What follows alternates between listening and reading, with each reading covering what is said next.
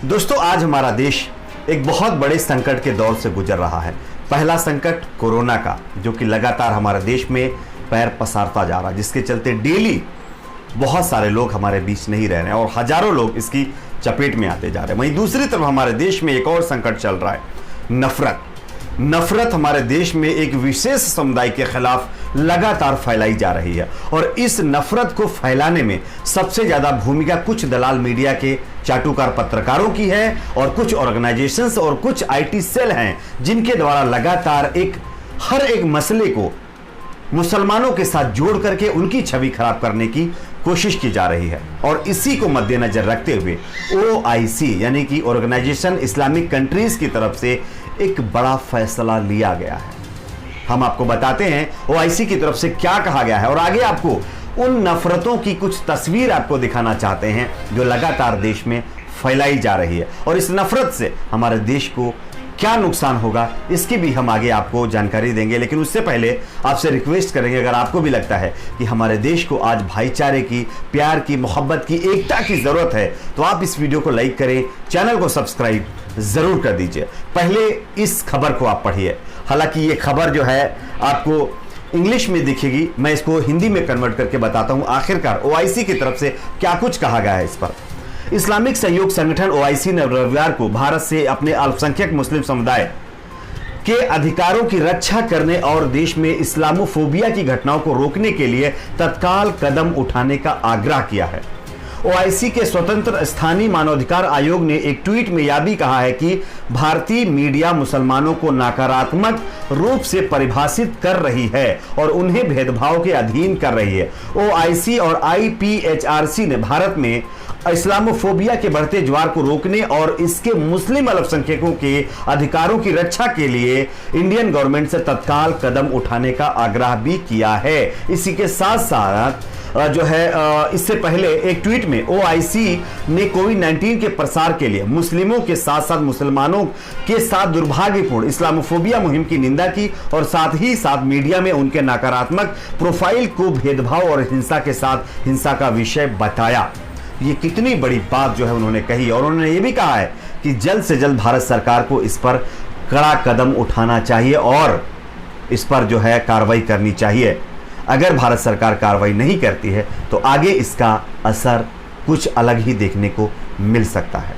आप लोगों ने देखा होगा तबलीगी जमात का मसला लगातार मीडिया में किस तरह से ट्रेंड बना हुआ है। अभी तक कुछ मीडिया के जो गोदी मीडिया के चैनल्स हैं लगातार उसी मुद्दे पर अपनी दुकान चलाने का काम कर रहे हैं, लेकिन उसी तरह की और कुछ घटनाएं देश में हुई, क्या उनकी चर्चा अभी तक हो रही है? लातूर में देख लीजिए आप, एक सत्संग हो रहा था, वहां पर हजारों की तादाद में लोग थे। बेशक वो लोग लॉकडाउन से पहले वहां पर आ गए थे और उसमें फंस गए, लेकिन क्या वो लोग वहां पर फंसे थे या हमें नहीं कहना चाहिए? बेशक कहना चाहिए। लेकिन तबलीगी जमात का भी ऐसा ही मैटर था, वहां पर भी लॉकडाउन से पहले ही लोग आए हुए थे और लॉकडाउन की वजह से फंस गए थे, लेकिन वहां पर छिपे हुए बताए जाते हैं। तो ये कहीं ना कहीं एक विशेष धर्म के खिलाफ और उनकी छवि खराब करने को लेकर के लगातार इस तरह की घटनाओं को और इस तरह की खबरों को अंजाम दिया जा रहा है। आप सभी जानते हैं कि जब मरकज में यानी कि निजामुद्दीन मरकज में कोई आता है तो वहां पे बाकायदा एंट्री होती है, पुलिस को यानी कि उसकी इंफॉर्मेशन दी जाती है। उसके बावजूद भी मीडिया इसका ट्रायल अभी तक कर रहा है। खैर, आगे बढ़ते हैं, कुछ तस्वीर आपको दिखाना चाहते हैं। इन तस्वीरों को आपको गौर से देखना चाहिए क्योंकि ये वही तस्वीर है नफरत की, जिनको लेकर के हमारे देश में लगातार जो है नफरत फैलती जा रही है। आप सब्जी वालों की तस्वीर देखिए। इस तस्वीर में सड़क पर सब्जी फल के ठेलों पर धार्मिक झंडा लगवा रहे ये महोदय जो है बीजेपी के निजामाबाद सांसद D अरविंद कुमार हैं। बीजेपी के सांसद हैं ये। सोचिए, एक पार्टी के सांसद हैं जिसकी सरकार हमारे देश में है। सोचिए, एक सत्ताधारी पार्टी के जो अगर सांसद इस तरह से लोगों को कहेंगे कि आप झंडा लगाइए, भगवा झंडा लगाइए, तब आपको मोहल्ले में घुसने देंगे, तब आपको काम करने देंगे, आपकी सब्जी बिकने देंगे, तो दूसरे उनके फॉलोअर्स का क्या हाल होगा। इसी तरह का एक और आपको मैं वीडियो दिखाना चाहता हूं। इस वीडियो को आप गौर से देखिए।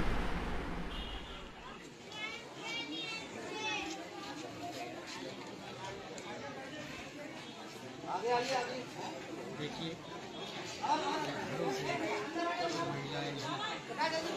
सोशल डिस्टेंसिंग का पालन करते हुए अनाज के लिए। आपका क्या नाम है? धर्मवीर। धर्मवीर एक व्यक्ति को राजीव मिश्रा जी द्वारा अनाज वितरण करते हुए। आपका क्या नाम है? राजकुमार। आपका क्या नाम है? अमीन। जैसा कि आप लोगों ने देखा, इस वीडियो में राशन बांटते हुए एक महाशय नजर आते हैं और उसमें सब लोगों को राशन दे रहे होते हैं, लेकिन एक मुस्लिम औरत आती है, उसको साफ साफ मना कर देते हैं। हालांकि इस वीडियो की जांच होनी चाहिए, मैं आरोप लगा रहा हूं, सिर्फ मैं ये नहीं कह रहा हूं, ये सच ही है। अगर ऐसा है तो इस पर कार्रवाई होनी चाहिए, क्योंकि अगर सभी लोग धर्म दे करके इस तरह की मदद करेंगे तो मुझे नहीं लगता है इनकी मदद करने का कोई फायदा होने वाला है।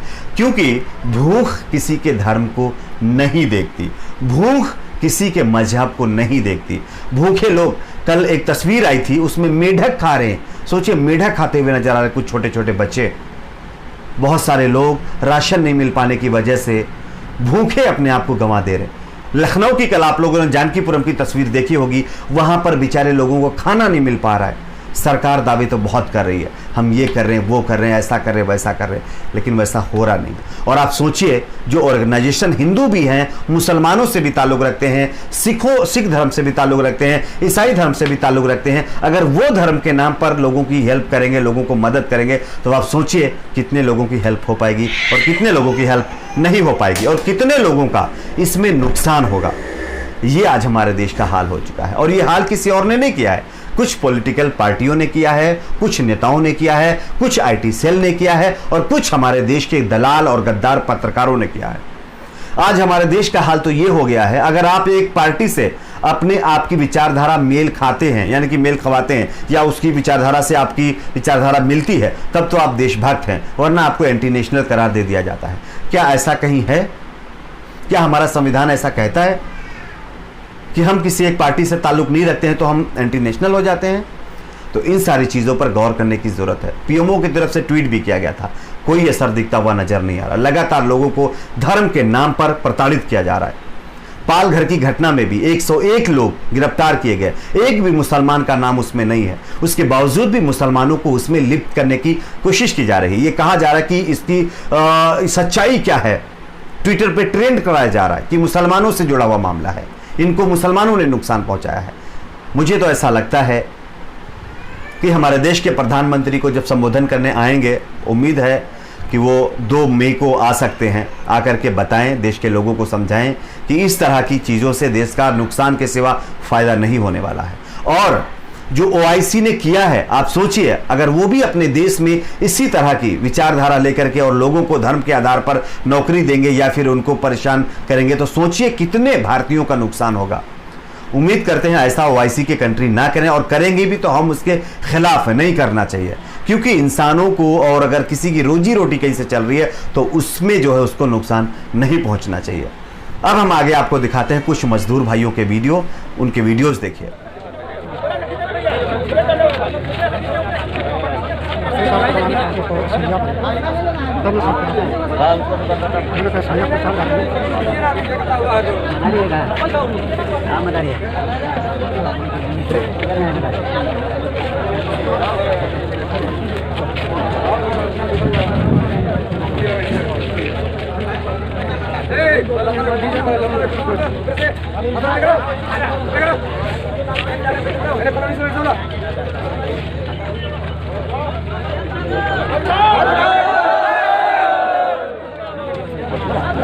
मेरे प्रिय भाई बहनों, मैं आपसे इतना निवेदन चाहता हूं कि मोदी जी को बोले कि ताकि ये कल के लिए 1-2 बस चलाएं, ताकि ये मजदूर आदमी फंसे हुए हैं जो अपने अपने घर जाएं, ताकि धूप के अंदर पैदल चलते हैं तो इससे भी बीमार हो जाएंगे और ज़्यादा बीमारी फैलेगी। इसलिए मैं आपसे मोदी जी से इतना रिक्वेस्ट करता हूं, मोदी जी कैसे भी करके इन गरीब मजदूरों को अपने अपने घर पे भेजें, कृपया, आपकी बहुत मेहरबानी होगी। लेकिन आपको इतना तो पता होगा कि आपके नहीं तो आपके बच्चे नहीं, बीबी। जैसा कि देखा, आज इन लोगों के बारे में सोचने की जरूरत है, इन पर कोई नहीं सोच रहा है। जो आईटी सेल, जो ऑर्गेनाइजेशंस लगातार सोशल मीडिया पर ट्रेंड करा रहे हैं क्या इन भूखों के बारे में कुछ उनका ख्याल है? क्या कोई ट्रेंड करा रहे? ये आज हमारे देश का हाल। इस पर आपका क्या कहना है नीचे कमेंट बॉक्स में जरूर बताइए। इस वीडियो को लाइक करिए, शेयर करिए, चैनल को सब्सक्राइब जरूर करें।